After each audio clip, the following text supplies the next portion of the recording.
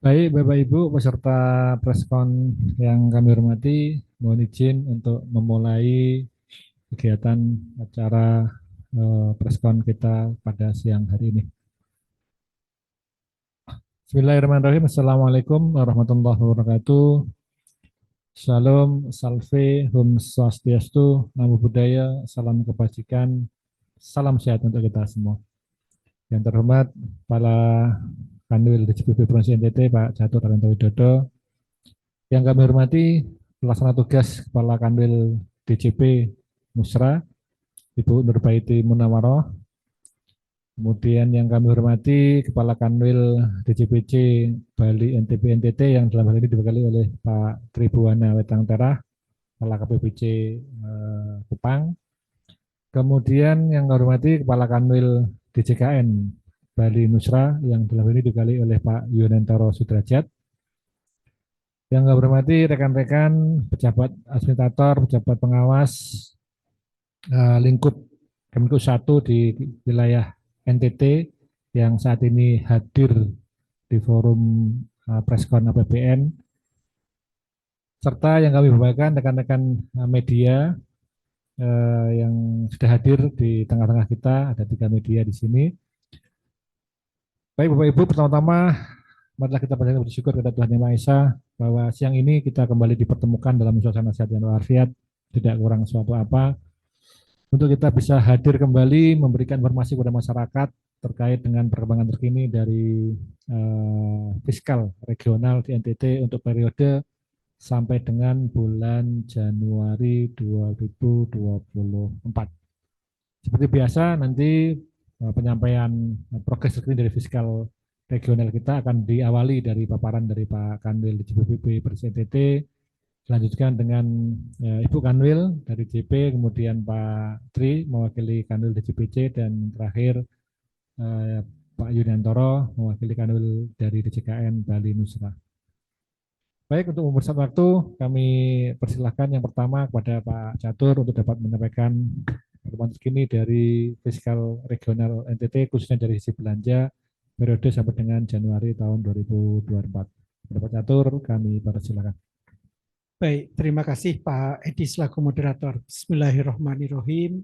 Assalamualaikum warahmatullahi wabarakatuh. Shalom, salve, om swastiastu, namo buddhaya, salam kebajikan. Selamat siang dan salam sejahtera untuk kita semua yang kami hormati PLT Kakanwil DJP Nusra, Bu Nurbaiti Munawaroh, kemudian Kakanwil DJPC Bali NTB NTT yang dalam hal ini diwakili oleh Kepala KPPBC Kupang, Pak Tribuana Wetang Terah, kemudian yang kami hormati Kepala DJKN Bali Nusra yang dalam hal ini diwakili oleh Pak Yuniantoro. Kemudian seluruh rekan-rekan dari Kepala Satker di lingkungan Kementerian Keuangan yang juga hadir pada kesempatan kali ini untuk wilayah NTT, dan tentu saja rekan-rekan media yang kami hormati dan juga kami banggakan ya yang telah hadir pada kesempatan kali ini. Jadi kami mengundang 6 media dan kebetulan yang hadir sudah 3 ini dari RRI, kemudian dari Antara dan juga dari Pos Kupang. Jadi terima kasih atas kehadirannya untuk kemudian bersama-sama kita melakukan updating terkait dengan isu-isu terkini menyangkut perkembangan APBN di Provinsi NTT untuk periode yang berakhir 31 Januari 2024. Baik Bapak Ibu sekalian yang kami hormati dan rekan-rekan media yang kami banggakan, kami sebelum kami mengupdate terkait dengan APBN khususnya dari sektor belanja, kami perlu sampaikan beberapa perkembangan yang terkaitan dengan perekonomian yang ada di level global dan juga ada di Provinsi NTT. Bisa ditayangkan?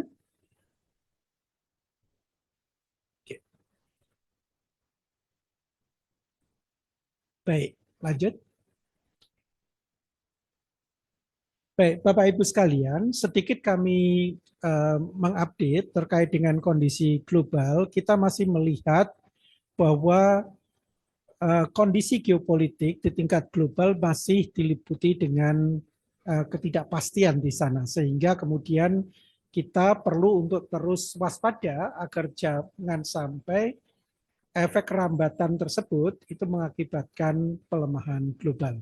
Jadi mungkin kalau kita lihat ada berbagai faktor yang kemudian berpengaruh di sana, dari peningkatan tensi politik yang kemudian mendorong adanya proteksionisme ekspor, sehingga kemudian mengakibatkan tekanan inflasi dan berpotensi untuk menurunkan investasi dan juga produksi yang pada efeknya nanti akan menurunkan PDB secara global di sana. Kemudian kita melihat meskipun kemudian kita melihat kondisi masih penuh dengan ketidakpastian, ada beberapa hal yang kemudian patut kemudian kita syukuri, terutama yang terkait dengan inflasi yang kemudian dari waktu ke waktu sedikit demi sedikit kemudian termoderasi. Jadi meskipun kita masih melihat ekspektasi bahwa perekonomian global masih diperkirakan stagnan di sana, namun dari sisi aspek inflasinya terus termoderasi. Hal ini juga terlihat moderasi ini terlihat dari tren moderasi dari harga komoditas yang masih berlanjut. Dan kemudian kita juga masih melihat dari sektor manufaktur atau sektor produksi, kita masih melihat optimisme di mana kemudian adanya perbaikan nilai PMI yang ada di level global. Jadi kalau periode sebelumnya di tahun 2023 yang lalu kita melihat 2/3 itu berada di level kontraksi, ya. Maka kemudian terjadi penurunan di awal tahun ini itu sekitar 50%, 50-50, ini artinya 50-50, 50% ada di level ekspansi dan 50% ada di level kontraksi. Jadi yang ada di level kontraksi yang nilainya di bawah 50 itu kemudian mulai berkurang di sana. Di tengah kondisi ketidakpastian, kalau kami boleh sampaikan terkait dengan kondisi nasional, relatif terjaga, ya, kondisi terjaga. Kita melihat di sini perekonomian masih tumbuh di triwulan 4, secara nasional di atas 5%. Kemudian juga kita melihat adanya inflasi yang masih terjaga, termoderasi terus. Hanya kemudian yang perlu mendapatkan antisipasi adalah kemudian nantinya menjelang hari raya dan juga Ramadan, ya, bulan puasa dan juga Idul Fitri. Kemudian kita melihat juga bahwa neraca perdagangan masih melanjutkan tren surplus, meskipun kalau kita lihat tren surplusnya itu terus terlihat mengecil, ya, ataupun menyempit di sana. Kemudian kita juga masih melihat dari sektor produksi, PMI manufaktur kita masih berada di zona ekspansif atau di atas 50, ya, biasanya.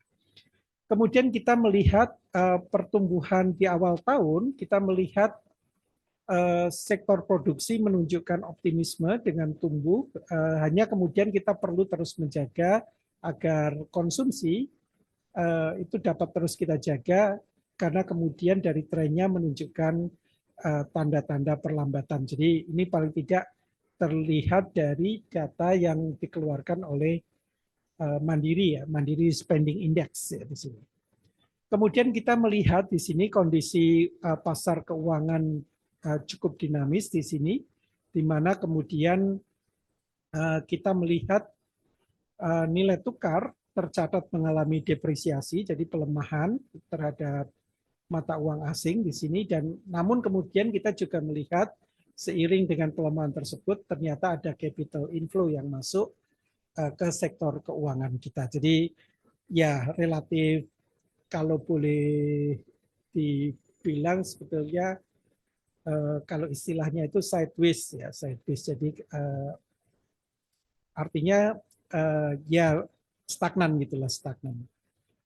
Kemudian kita melihat juga dari sisi Provinsi NTT di triwulan 4 masih cukup terjaga ya, pertumbuhannya di sini, di mana kemudian kalau kita lihat dari sektor produksi yang tumbuhnya paling tinggi itu adalah di lapangan usaha listrik dan gas, dan untuk pengeluaran kita melihat pertumbuhan tertinggi dari komponen ekspor di sana.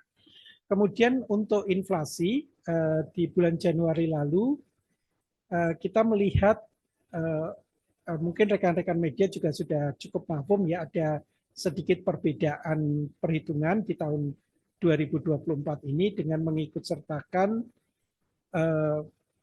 inflasi di tingkat pedesaan ya, pedesaan atau di tingkat rural. Jadi di sini kita melihat ada penambahan wilayah untuk kemudian perhitungan inflasi ini. Dan kita melihat tercatat inflasi tercatat 0,97% month to month dibandingkan dengan bulan sebelumnya. Kemudian kita melihat neraca perdagangan mengalami defisit yang dipengaruhi dari importasi beras di bulan Januari. Jadi ini juga di satu sisi nantinya akan mampu untuk mengendalikan inflasi, tetapi dari sisi neraca perdagangan memang peningkatan ini menyebabkan defisit. Tapi pada prinsipnya cukup baik pengaruhnya terhadap Provinsi NTT ini. Kemudian kinerja APBN regional kalau boleh kami sampaikan masih cukup terjaga dengan kalau kita lihat nanti kami uraikan satu persatu menunjukkan bahwa di awal tahun ini kemudian kalau kita bandingkan dengan periode sebelumnya di periode yang sama tahun sebelumnya itu menunjukkan peningkatannya. Peningkatan dalam artian kinerja APBN masih cukup terjaga untuk mendorong pertumbuhan ekonomi dan juga kesejahteraan masyarakat di Provinsi NTT. Sedikit kami mengulas terkait dengan perkembangan inflasi di Provinsi NTT. Mungkin ini juga sudah rekan-rekan media juga sudah cukup mahfum. Kalau kita lihat di sini pada Januari yang lalu, secara year on year, tadi secara month to month tadi 0,97 ya. Secara year on year ini tercatat inflasinya sebesar 2,70% di sini. Kemudian kita melihat juga komoditas yang andil dalam memberikan inflasi di sini adalah komoditas yang terkait dengan beras, intinya makanan, minuman, dan juga tembakau ya. Di kelompok inilah yang kemudian inflasinya cukup tinggi di sini. Dan juga tentu saja kita melihat juga sektor transportasi, terutama di sektor transportasi udara.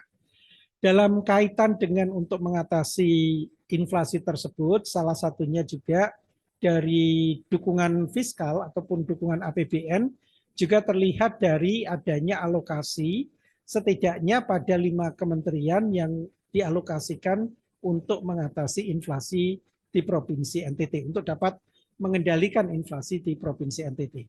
Jadi kalau rekan-rekan media lihat, sebagai itu datanya ada dari proses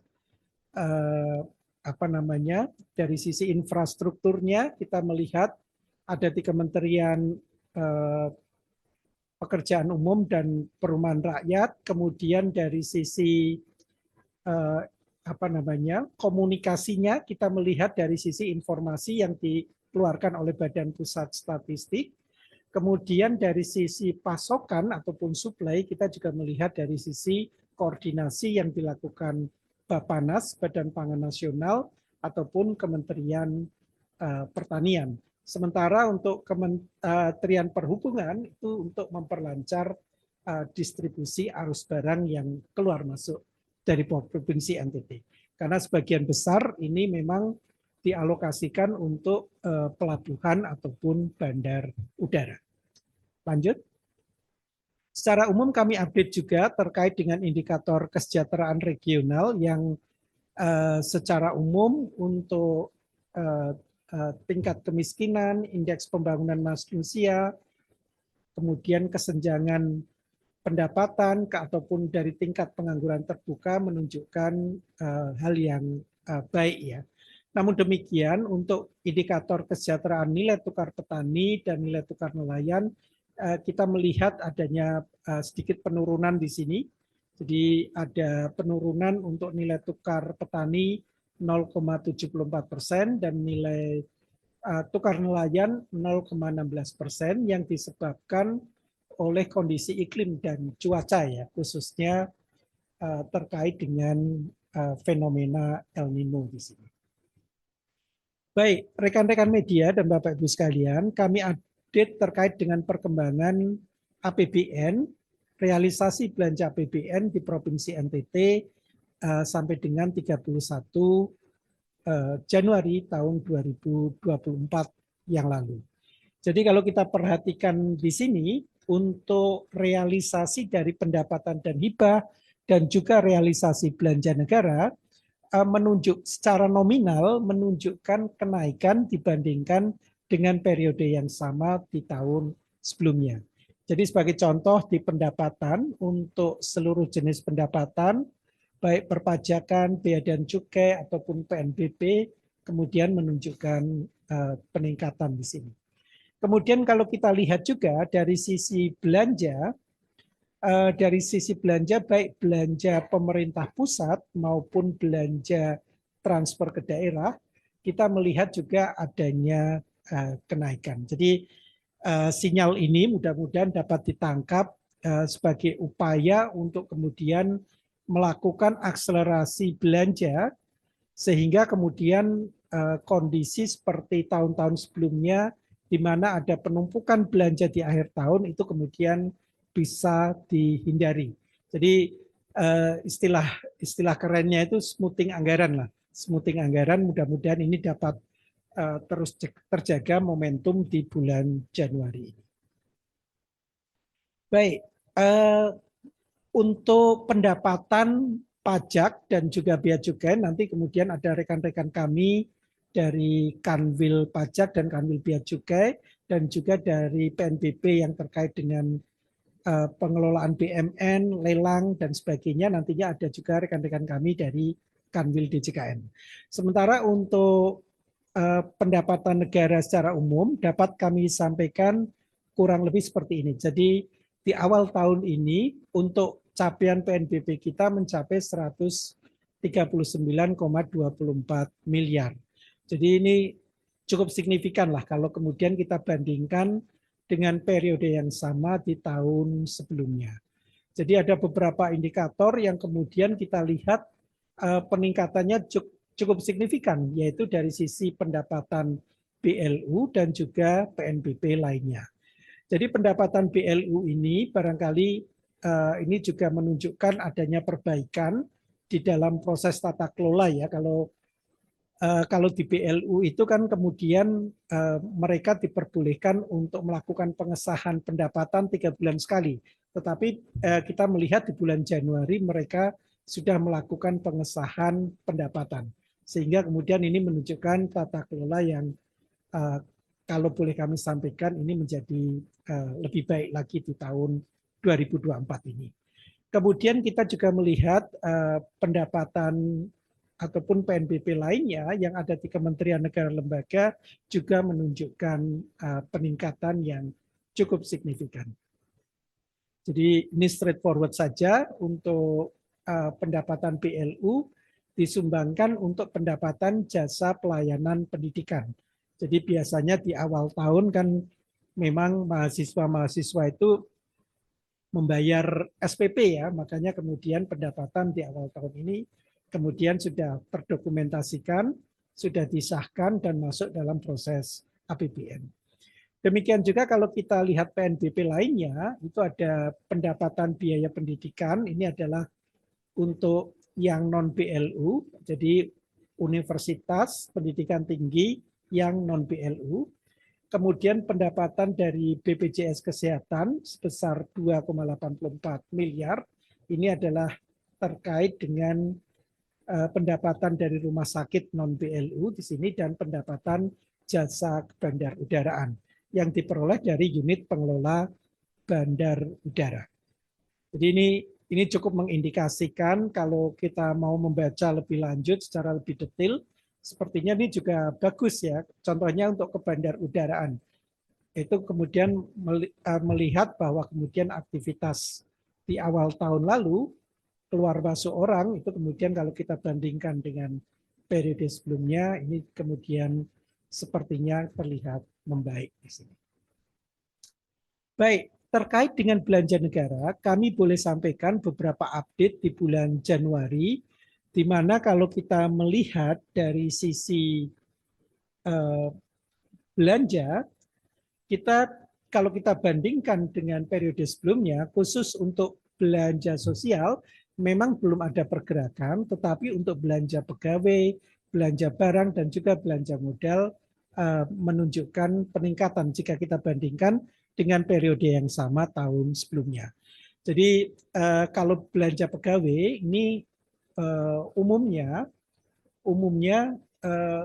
dikarenakan kemudian peningkatan aktivitas yang digunakan untuk pembayaran gaji guru tidak tetap ataupun yang non PNS. Jadi ya ini artinya apa namanya? Artinya proses ini biasanya dilakukan biasanya di akhir-akhir bulan di dalam satu triwulan, tetapi ini bisa dilakukan di awal triwulan ya. Jadi ini cukup menunjukkan perbaikan juga. Sementara untuk belanja barang, kita melihat di sini terutama yang memberikan dampak yang signifikan adalah kenaikan dari belanja untuk kebutuhan tahapan pemilu, pemilu 2024.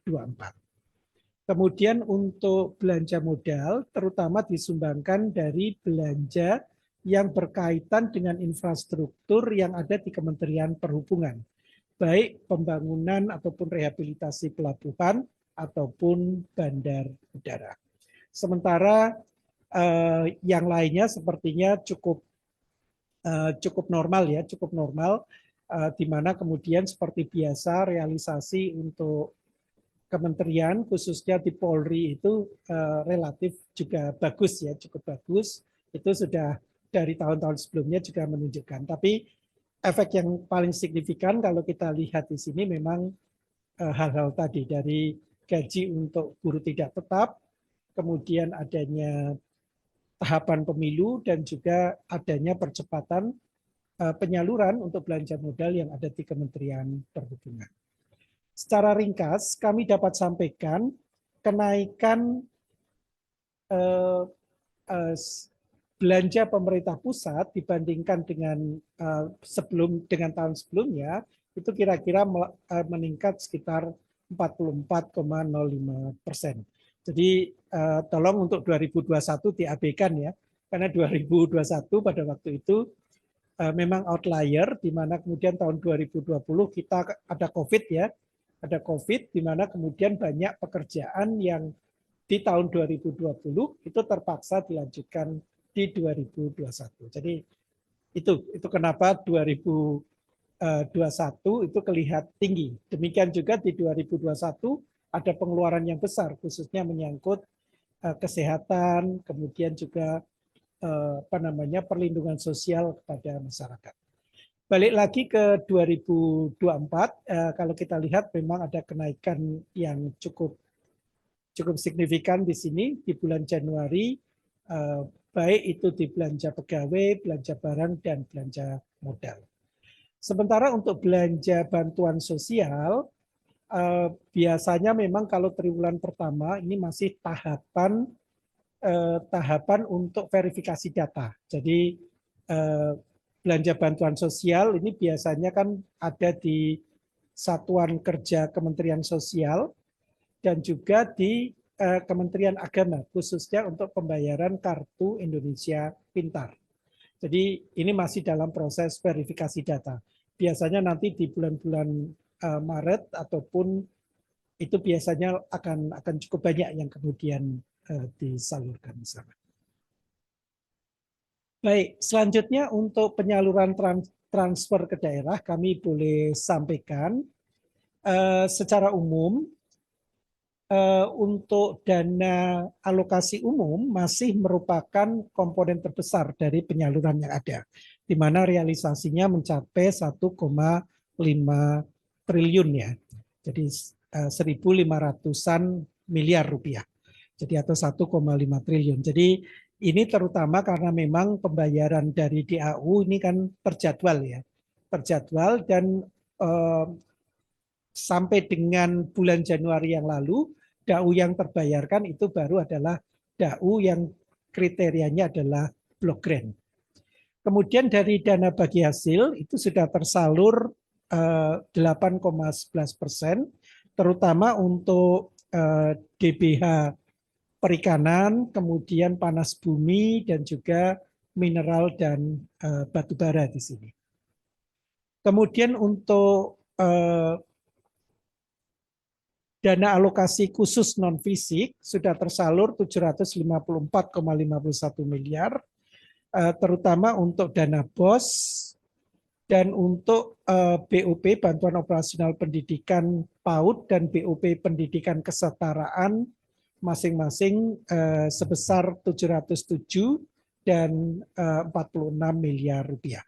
Sementara untuk dana alokasi DAK fisik, kemudian insentif fiskal masih belum tersalurkan. Sementara untuk dana desa, pada akhir Januari 2024 sudah tersalur pada 16 desa yang ada di Kabupaten Sumba Barat. Jadi kalau kita lihat memang dari tahun lalu ya Pak ya, dari tahun lalu memang Kabupaten Sumba Barat ini termasuk yang cukup responsif ya, cukup baik di dalam proses penyaluran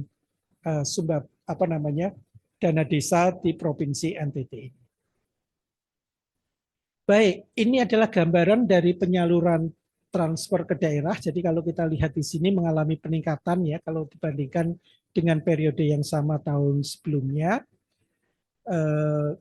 Kemudian kalau kita lihat juga sebarannya di masing-masing provinsi, kota, dan kabupaten adalah sebagai berikut ya. Jadi nanti saya rasa ini tidak perlu saya jelaskan karena straightforward saja nih.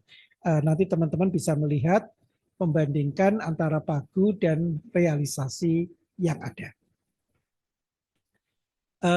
Ya, demikian. Rekan-rekan media dan Bapak Ibu sekalian, sedikit kami update juga mengenai capaian belanja regional. Jadi belanja regional ini kami kumpulkan datanya dari sistem informasi keuangan daerah yang ada di Direktorat Jenderal Perimbangan Keuangan. Jadi mungkin rekan-rekan media perlu tahu juga bahwa untuk data ini, data transaksi harian itu sudah terhubung dengan Kementerian Keuangan, sehingga kami setiap saat bisa mengambil data tersebut. Dan sampai 31 Januari yang lalu, kalau kita lihat realisasi pendapatan daerah, kalau kita lihat mencapai 6,85% dari pagu yang ada, di mana sebagian besar masih dalam bentuk pendapatan transfer.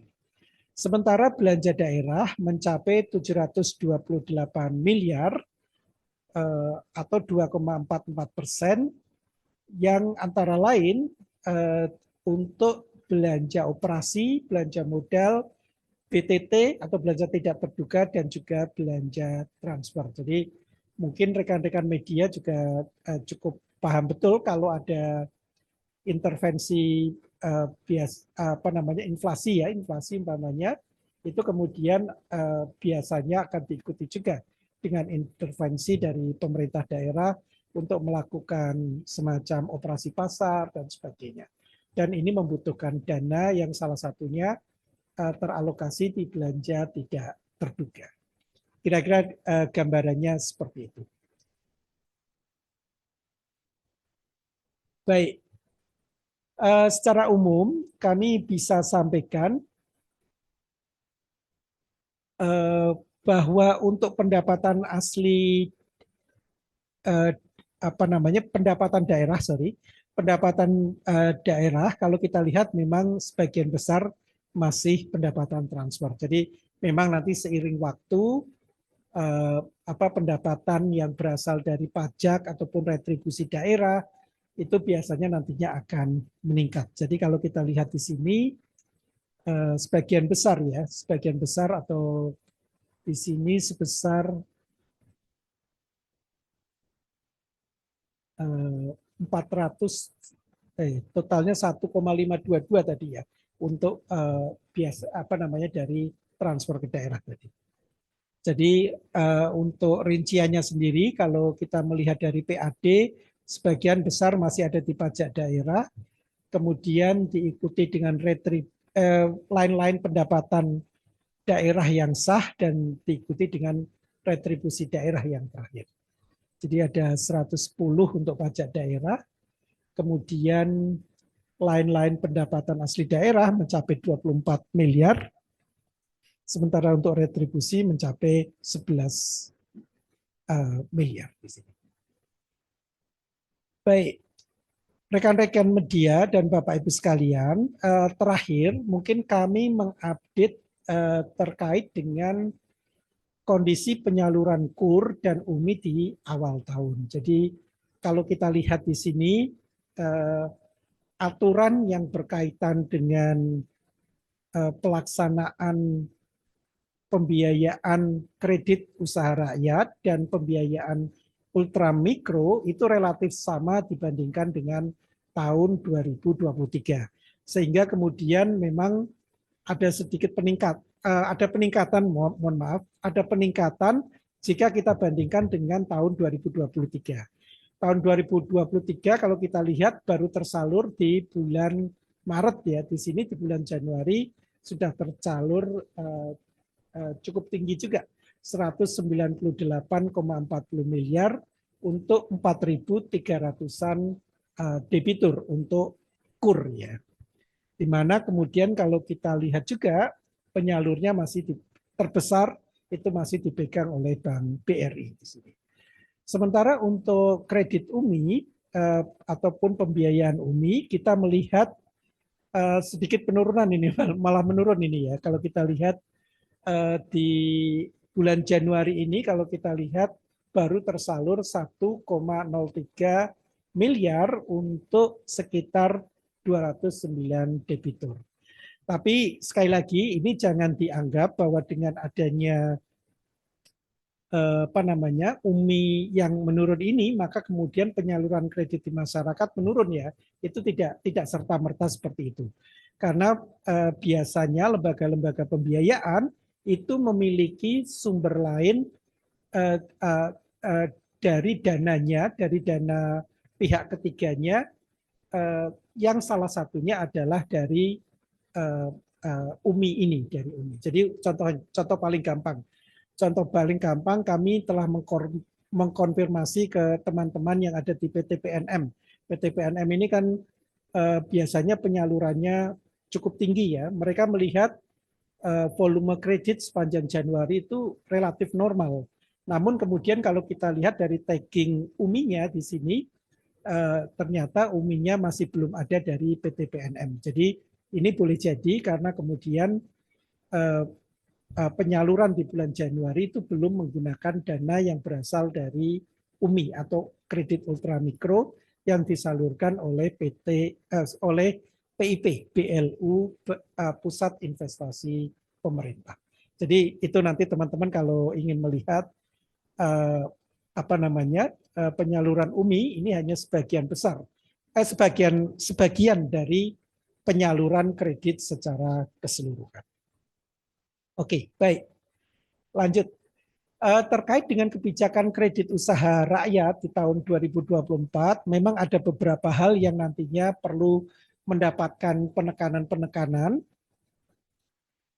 yaitu kemudian terkait dengan penetapan target KUR ini ya. Jadi biasanya setiap tahun kemudian kita di tingkat nasional oleh komite pembiayaan yang ada di Kemenko, yang diketuai oleh Menko Perekonomian itu ditetapkan target KUR di tahun 2024 ini. Jadi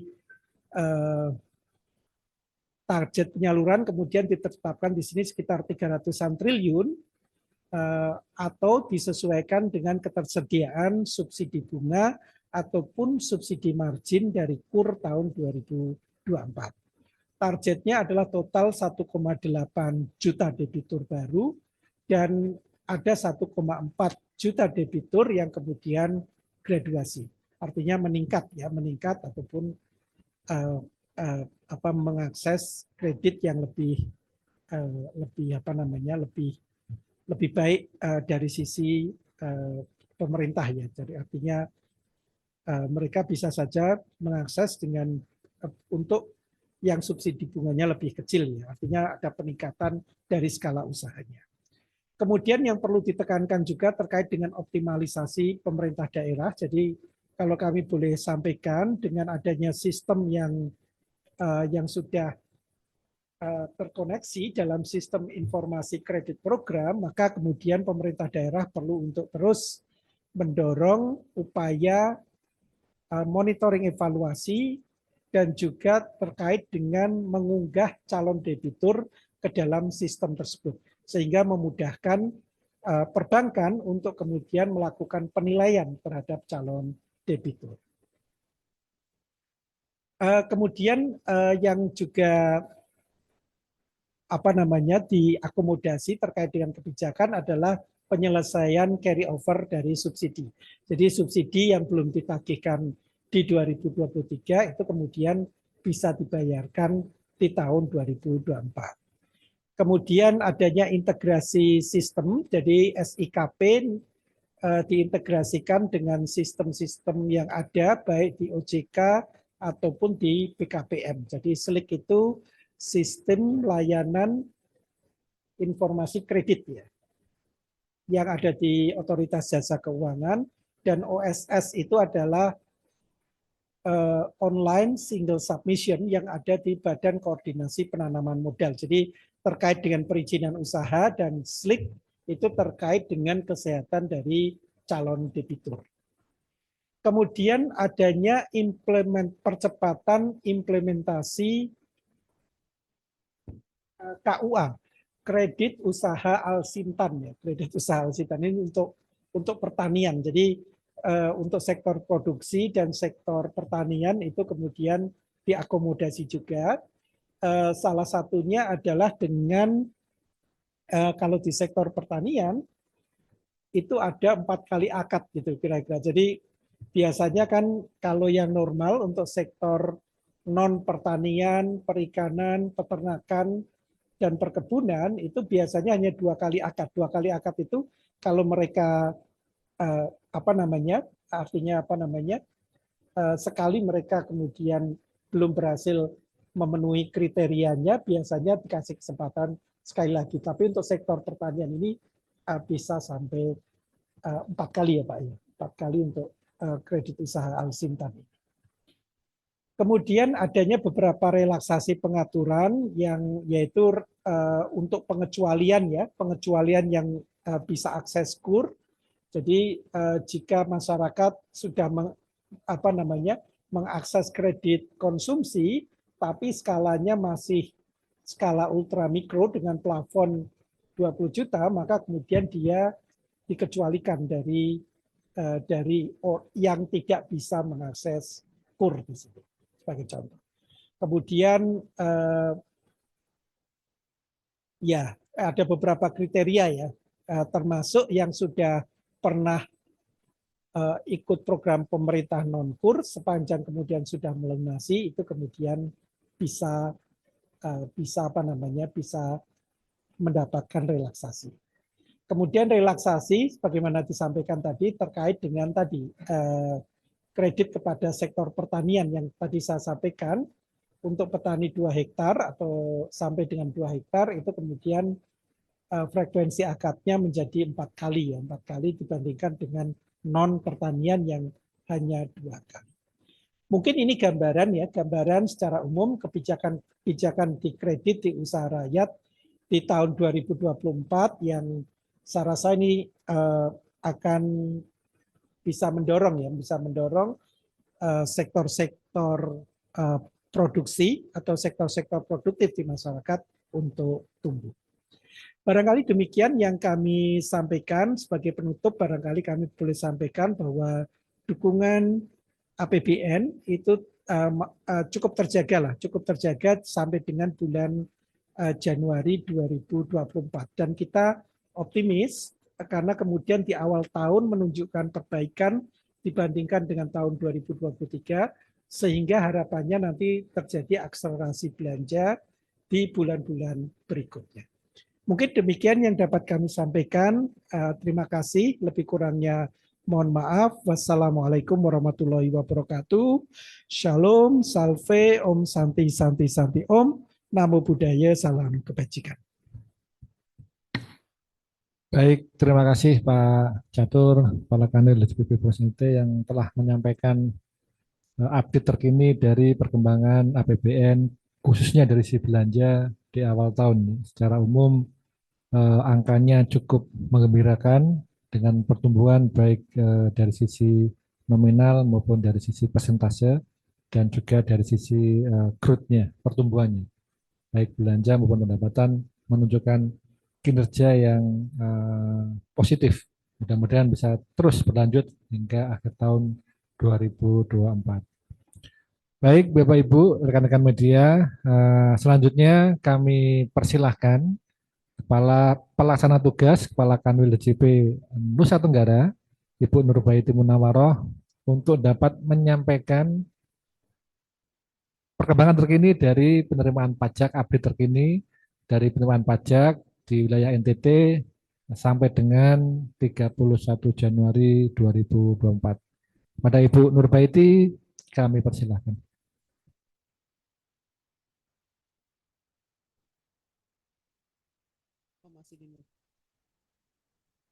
Terima kasih, Pak. Assalamualaikum warahmatullahi wabarakatuh. Selamat siang, Om Swastiastu, Shalom, Namo Buddhaya, salam kebajikan. Yang terhormat Kepala Kanwil Direktorat Jenderal Perbendaharaan Provinsi Nusa Tenggara Timur, Bapak Catur. Yang saya hormati Kepala Kanwil DJBC Bali dan Nusa Tenggara atau yang mewakili. Kemudian Kepala Kanwil Direktorat Jenderal Kekayaan Negara Bali Nusa Tenggara atau yang mewakili. Dan teman-teman lain yang hadir, juga tentu yang saya banggakan teman-teman media yang hadir pada acara siang hari ini. Baik, izinkan saya menyampaikan laporan terkait dengan kinerja penerimaan pajak untuk Provinsi Nusa Tenggara Timur di bulan Januari 2024.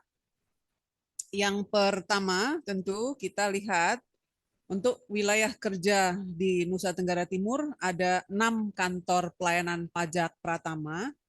Kalau kita bisa sorot satu persatu mulai dari Pulau Flores yang di utara, untuk KPP Pratama Ruteng, realisasinya 20,02 miliar atau secara persentase capaiannya 4,33%, secara pertumbuhan negatif 4,67%. Kemudian untuk KPP Pratama ND, realisasi di 19,88 atau secara persentase 7,63%, dengan pertumbuhan negatif 15,63%. Untuk KPP Pratama Maumere, realisasi 19,85 atau secara persentase 6,51% dengan pertumbuhan positif 24,6%. Kemudian ke selatannya untuk Pulau Sumba ada 1 KPP Pratama Waingapu, secara capaian realisasi 14,37 miliar atau 4,49% dengan pertumbuhan negatif 9,59%. Dan selanjutnya di Pulau Timor ada 2 KPP Pratama. Yang pertama KPP Pratama Kupang, realisasinya 92,78 miliar dengan persentase 5,4% dan growth pertumbuhannya 5,26%. Ya, dari secara total target di Nusa Tenggara Timur adalah sebesar 3,335 triliun, realisasi 182 miliar, atau secara persentase 5,48% dengan pertumbuhan secara akumulatif di Provinsi Nusa Tenggara Timur penerimaan pajak adalah 1,1%. Next. Bagaimana kinerja pertumbuhan per jenis pajak? Kita lihat di layar untuk pajak penghasilan, pertumbuhan di 2024, kolom kedua dari kanan atau kolom 13, PPH mengalami pertumbuhan 9,42%, atau kontribusi capaiannya 7,12%. Untuk PPN ada pertumbuhan negatif 11,18%, dan secara kontribusi capaian di Januari 3,68%. Untuk PBB dan PPHTB ada pertumbuhan positif 1,11%. Untuk kontribusinya sendiri 0,85%, dan untuk pajak lainnya tumbuh 13,81%. Secara kontribusi 8,77%, sehingga total pertumbuhan kita 1,91%, dan tadi capaian di 5,48%. Next. Ini adalah sektor usaha dominan yang ada di Provinsi Nusa Tenggara Timur. Untuk sektor usaha dominan yang pertama adalah aktivitas keuangan dan asuransi yang mempunyai peranan 15,96%. Kalau kita urutkan secara peranan, adanya yang pertama adalah di administrasi pemerintahan. Jadi di sektor usaha baris kedua, itu peranannya sebesar 34,31%, pertumbuhannya 36,41%. Sedangkan tadi untuk aktivitas keuangan dan asuransi yang peranannya 15,96%, pertumbuhannya negatif 40,79%. Ini penurunan setoran PPH final PPH pasal 2529 Badan pada Bank Pembangunan Daerah yang membuat pertumbuhannya negatif. Kemudian berikutnya adalah sektor perdagangan besar dan eceran yang mempunyai kontribusi peranan 22,04% atau tumbuh sebesar 6,55%. Nah, untuk konstruksi terjadi pertumbuhan negatif yang sangat dalam, yaitu negatif 143,36, karena memang di Januari kemarin ada restitusi di bulan Januari sehingga mempengaruhi angka kinerja dari sektor usaha konstruksi. Berikutnya, kita update terkait dengan bagaimana kepatuhan SPT tahunan untuk 6 KPP yang ada di Provinsi Nusa Tenggara Timur. Tahun 2024 ini untuk wajib pajak badan ada 675 yang sudah menyampaikan SPT badan. Jika dibandingkan dengan tanggal yang sama pada tahun lalu, ada pertumbuhan sebesar 42,11%. Dan untuk SPT PPH orang pribadi, tahun 2024 sudah menyampaikan 24.332 wajib pajak SPT yang masuk, atau pada hari dan tanggal yang sama per sumber data, mohon maaf, 12 Februari, itu pertumbuhannya sebesar 11,09%. Next. Next. Slide berikut. Slide berikut. Kedengeran nggak?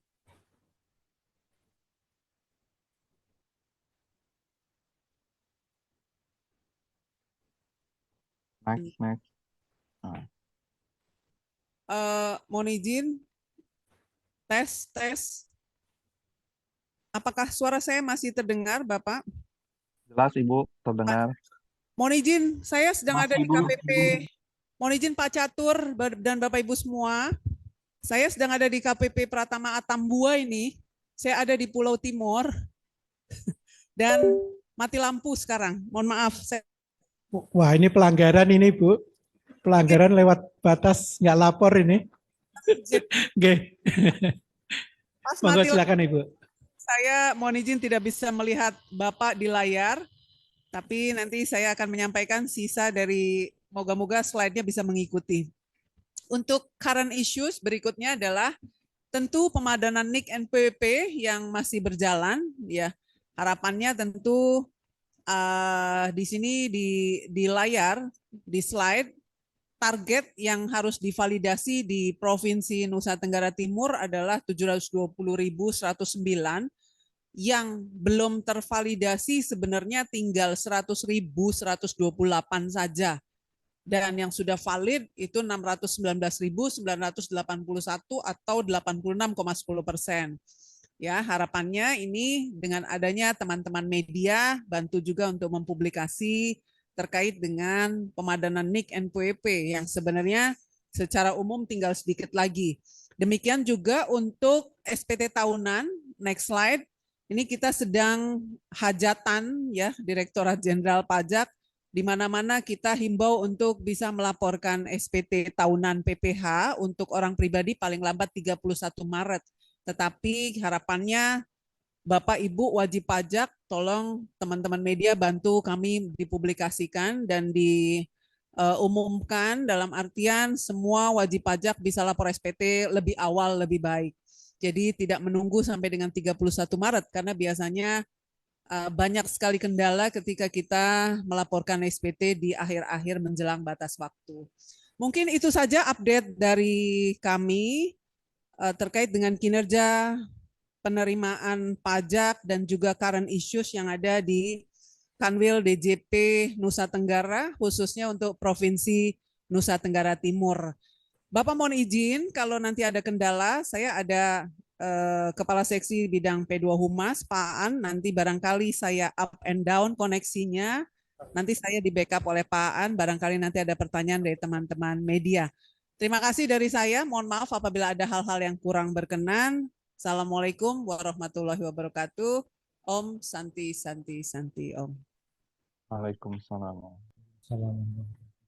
Baik, terima kasih Bu Kanwil, Bu Nurbaiti yang sudah menyampaikan update terkini dari penerimaan pajak, Bu. Salam buat teman-teman di Atambua, Ibu. Siap, Bapak. Terima kasih. Ya, moga-moga. Saya pengen mampir ke tempat Pak Catur, belum berkesempatan. Moga nanti. Siap. Semoga lain waktu, Bu.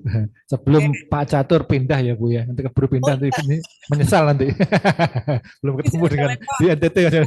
Di NTT. Karena mewah sekali, biru, megah. Siap.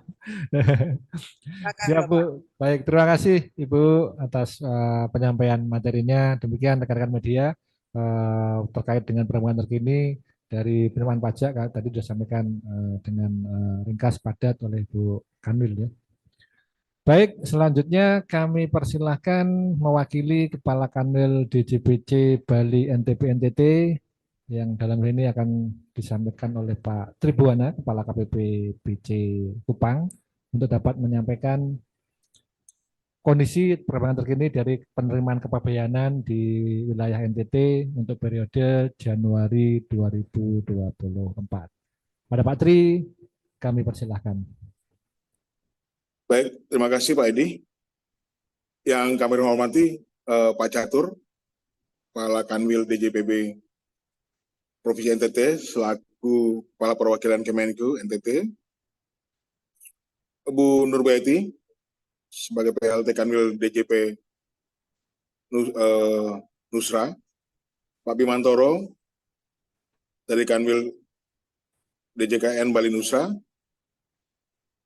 Bapak Ibu pejabat administrator dan peserta lainnya dari Kementerian Keuangan, dan juga yang kami hormati rekan-rekan media yang hadir dalam acara ini dari RI, Antara, Poskupang, dan yang lain sebagainya.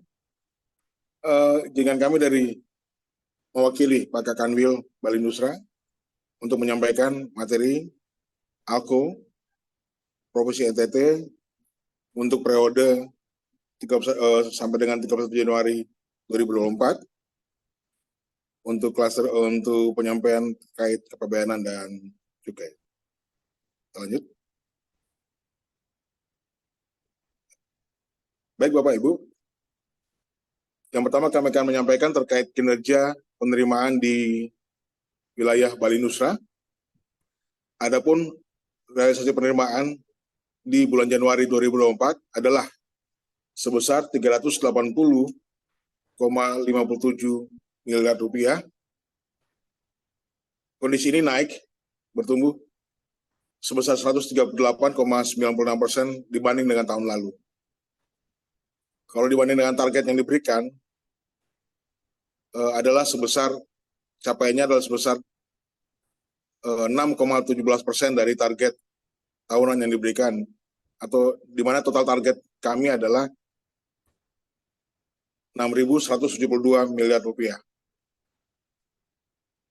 Bapak Ibu, target penerimaan di kantor wilayah DJBC Bali Nusra dari didominasi oleh penerimaan biaya keluar dengan proporsi 27,14% dari target biaya keluar nasional. Untuk capaian tiap provinsi, ada beberapa tagging yang kami lakukan, yaitu di mana ada kenaikan tarif cukai hasil tembakau dan minuman mengandung etil alkohol, juga ada peran dari potensi impor bahan pokok, kemudian ada tarif biaya keluar konsentrat tembaga sebesar 10%, dan juga izin ekspor konsentrat tembaga yang berlaku sampai dengan 31 Mei 2024. Dari kondisi tersebut, dapat kami sampaikan bahwa capaian yang diraih oleh di setiap provinsi adalah sebagai berikut. Untuk Provinsi Bali, sebesar 5,28% dari capaian target tahunan. Di sini didominasi oleh sektor cukai.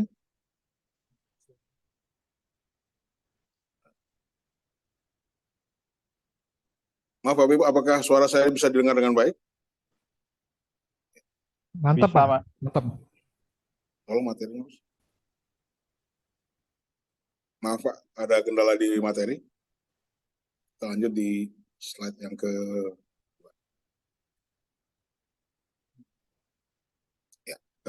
sebelumnya. Ya. Baik, kita lanjut untuk wilayah Nusa Tenggara Barat. Dari capaian tahunan adalah sebesar, dari target yang disampaikan adalah sebesar 6,34%, dan khusus untuk regional NTT adalah sebesar 22,61%. Next. Bapak Ibu peserta rapat APO, berikutnya kami akan sampaikan terkait kinerja penerimaan di regional NTT sampai dengan 31 Januari 2024.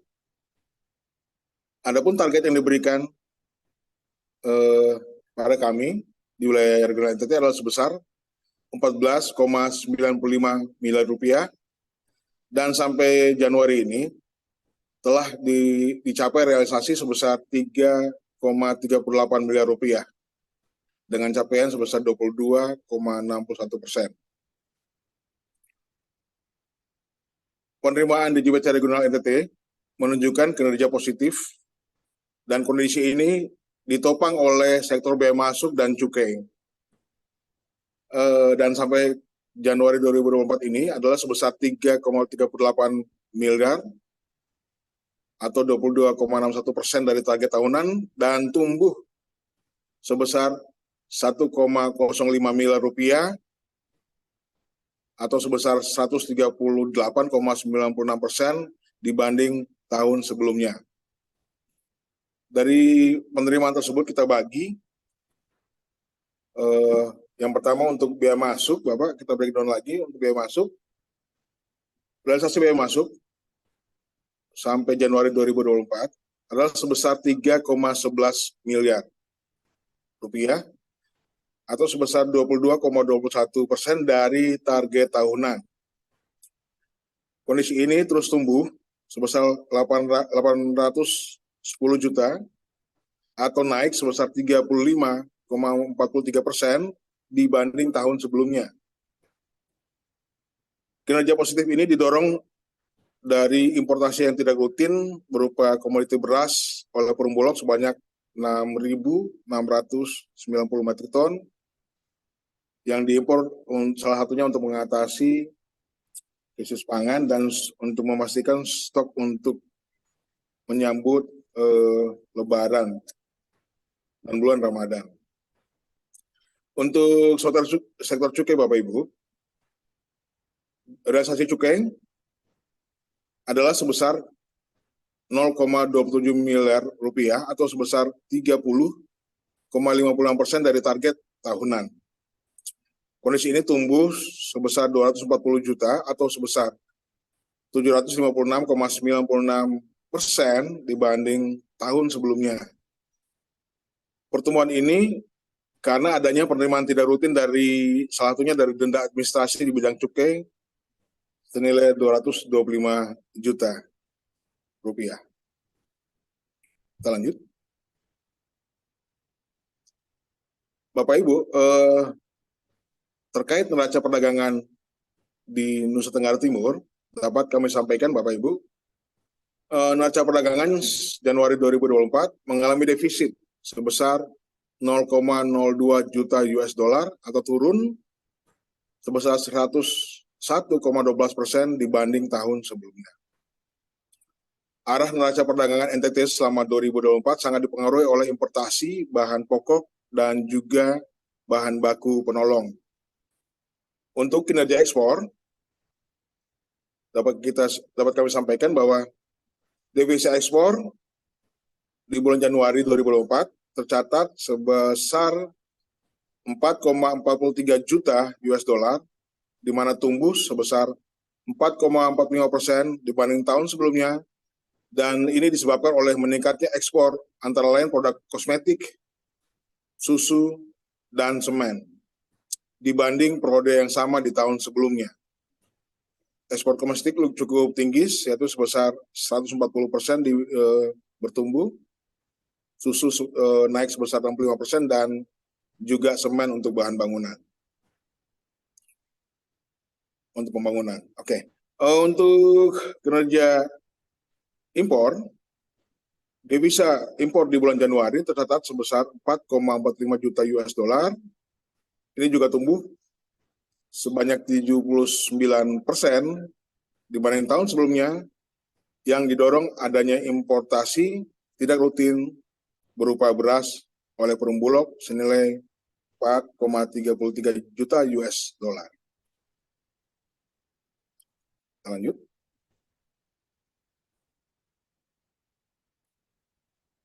Bapak Ibu, terkait kinerja neraca perdagangan di Bali Nusa, di Bali Nusa sendiri pada Januari 2024 ini masih mencatatkan surplus sebesar 17,75 juta US dollar.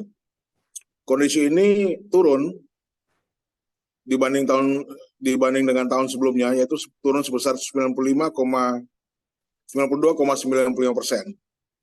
Kalau kita breakdown untuk kinerja ekspor di Bali Nusa mengalami penurunan selama Januari 2024, di mana kegiatan ekspor menghasilkan devisa sebesar 207,73 juta US dollar, turun sebesar 25,11% dibanding tahun sebelumnya, dan Provinsi Bali dan NTT masih mencatat tren positif dengan pertumbuhan ekspor naik, bertumbuh sebesar 18,46% dan 8,54% secara year on year. Sedangkan penurunan terjadi karena ekspor serta tembaga turun sebesar 23.121 wet metric ton dibanding tahun sebelumnya. Dari tiga kategori barang, yaitu barang modal, barang konsumsi, dan bahan baku penolong, yang bertumbuh adalah barang konsumsi, yaitu sebesar 26,38% year on year atau sebesar 21,85 juta US dollar. Untuk barang modal dan bahan baku penolong, trennya menurun. Untuk kinerja impor di regional Bali Nusa Tenggara pada awal 2024 tercatat sebesar 189,98 juta US dollar atau naik, bertumbuh sebesar 644,42% dibanding tahun sebelumnya. Peningkatan terbesar terjadi pada Provinsi NTB, yaitu sebesar 1.048,35% dibanding tahun sebelumnya, yang masih didominasi oleh importasi keperluan smelter. Untuk importasi yang mengalami peningkatan adalah barang modal dan bahan baku penolong.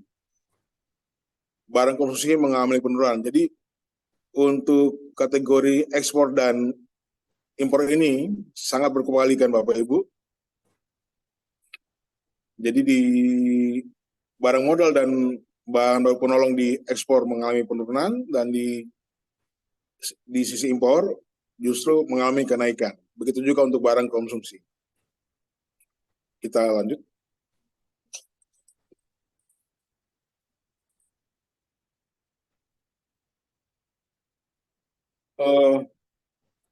Bapak Ibu, dapat kami sampaikan juga lokal isu terkait pengagalan upaya penyeludupan yang merupakan hasil sinergi BC Tambua dengan Satgas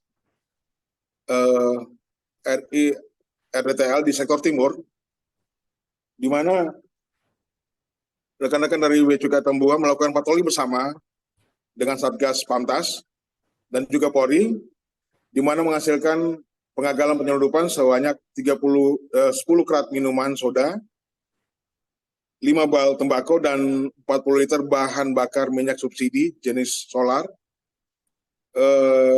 pada Jumat 26 Januari 2024 di garis perbatasan RI RDTL.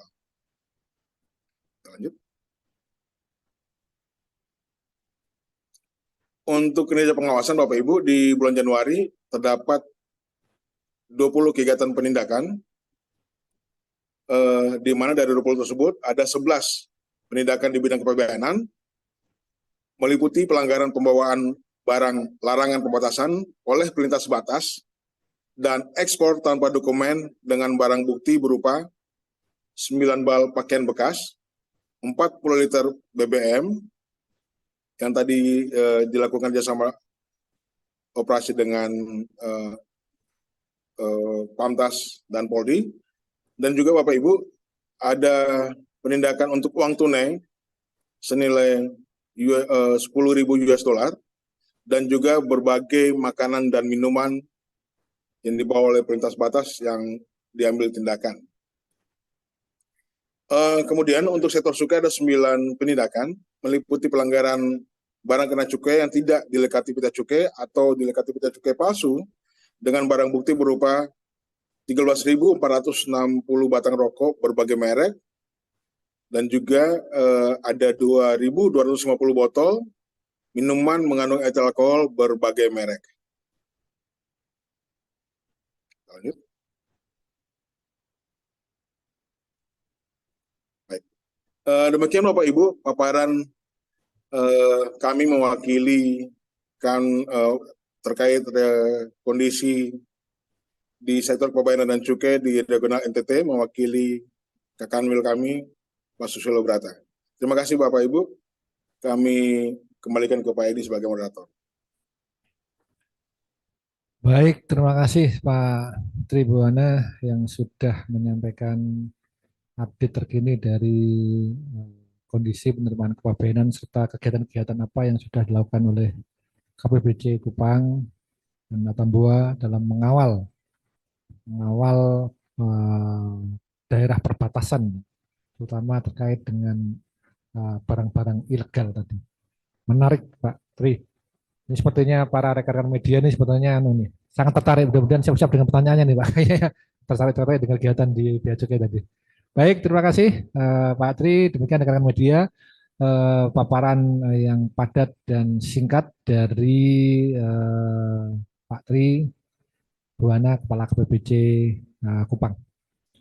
Selanjutnya kami persilahkan Kepala Kanwil DJKN Bali Nusra yang dalam hal ini diwakili oleh Pak Yuiniantara, yang mungkin sedang libur Pak di sana ya. Sedang libur di Pak, Bali. betul Pak Edi. Oh, siap. Ini mungkin Pak Yuiniantara lagi di Jawa nih. Baik, silakan Bapak. Kami silakan. Baik, terima kasih Pak Edi.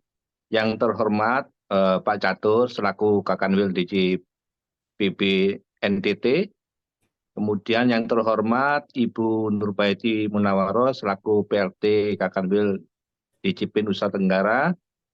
Yang terhormat Kepala KPBC Kupang Bapak Tribuana, kemudian Bapak Ibu pejabat administrator, pejabat pengawas, dan teman-teman media semua. Assalamualaikum warahmatullahi wabarakatuh. Om Swastiastu, Namo Buddhaya, salam kebajikan, salve rahayu.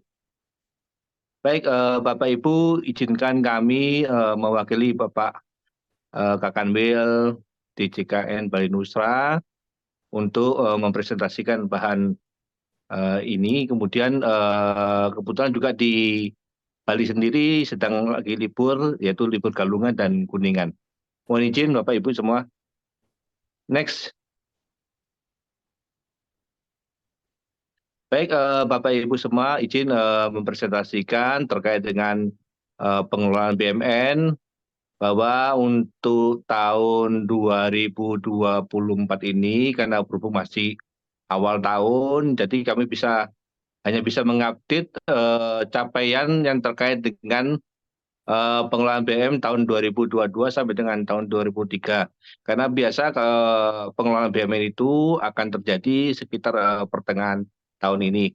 Dan untuk update yang tahun kemarin dapat kami sampaikan bahwa terjadi peningkatan sekitar 2 triliun untuk pengelolaan BUMN, khususnya yang terkait dengan tanah, kemudian rumah negara, kemudian alat angkutan bermotor, kemudian aset tetap renovasi. Next. Baik, untuk kinerja penerimaan negara, khususnya yang terkait dengan PNBP, dapat kami sampaikan juga bahwa KPKNL Kupang mendapatkan target untuk menerima PNBP sebesar 18,32 miliar. Adapun sampai dengan Januari 2024 ini sudah terrealisasi sebesar 286 juta. Adapun sisa targetnya sebesar 18,03 miliar. Dan untuk jelasnya dapat kami uraikan terkait untuk PNBP BUMN telah tercapai 7,8 miliar. Kemudian untuk PNBP piutang negara telah tercapai sekitar 9,1 juta dan PNBP lelang sebesar 10,4 miliar. Dalam kinerja penerimaan ini sampai dengan 31 Januari 2024 telah mencapai realisasi sebesar 2%. Kemudian untuk PNBP BUMN sendiri sampai dengan Januari 2024 sebesar 118 juta dari target yaitu 7,8 miliar. Kemudian untuk realisasi PNBP piutang negara untuk sampai dengan Januari 2024 masih nihil. Kemudian yang terakhir realisasi PNBP lelang sebesar 160 juta dari target sekitar 10 miliar. Next. Baik Bapak Ibu, dapat kami sampaikan juga bahwa kami selaku Kanwil DJKN Bali Nusra juga telah melakukan kolaborasi dengan Pemprov NTT dengan tujuan agar kolaborasi ini dapat meningkatkan perekonomian khususnya di kawasan Provinsi NTT. Adapun tugas yang dapat kami sampaikan yaitu yang terkait dengan pelaksanaan penjualan barang milik negara melalui lelang, kemudian ada pengelolaan piutang daerah, kemudian yang terkait dengan penyusunan laporan keuangan, terkait dengan pemanfaatan dan pemindahantanganan barang milik daerah, kemudian kita juga melakukan asistensi atau benchmarking pemberian layanan dalam rangka optimalisasi dan pengelolaan barang milik daerah. Next. Baik, Bapak Ibu dapat kami sampaikan juga terkait dengan pelaksanaan lelang yang telah kami lakukan di Pemda-Pemda di wilayah Provinsi Nusa Tenggara Timur. Dapat kami sampaikan juga bahwa sampai saat ini masih belum terdapat pelaksanaan lelang, jadi masih nihil. Tapi untuk pelaksanaan lelang sendiri terkait dengan lot barang, bahwa kami telah mendapatkan sekitar atau telah menjual sekitar 627 lot barang dengan total pokok lelang sebesar 6,6 miliar. Adapun pemerintah daerah yang melaksanakan pemindah tanganan BMD melalui lelang, yaitu dapat kami sebutkan Kabupaten Sika, Kabupaten Alor, kemudian Norote Dau, Kabupaten Timur Tengah Selatan, Kabupaten Kupang, Kabupaten Nageken, Sumba Tengah, Kota Kupang, dan Provinsi NTT sendiri. Kemudian juga kami juga melaksanakan pendampingan khususnya yang terkait dengan pelaksanaan penilaian yang ada di wilayah Provinsi NTT, bahwa tujuannya yaitu untuk membantu pemerintah daerah dalam rangka penyusunan neraca pemerintah daerah yang terkait dengan pemindah tanganan dan dalam rangka koreksi dan tujuan lainnya. Adapun yang dapat mendapatkan pelayanan dari kami, ya dapat kami sebutkan yaitu Pemkot Kupang, kemudian Pemkot Flores Timur, Pemkab Kupang untuk pemanfaatan, Pemprov NTT, dan Pemkab Sumba Barat Daya. Next.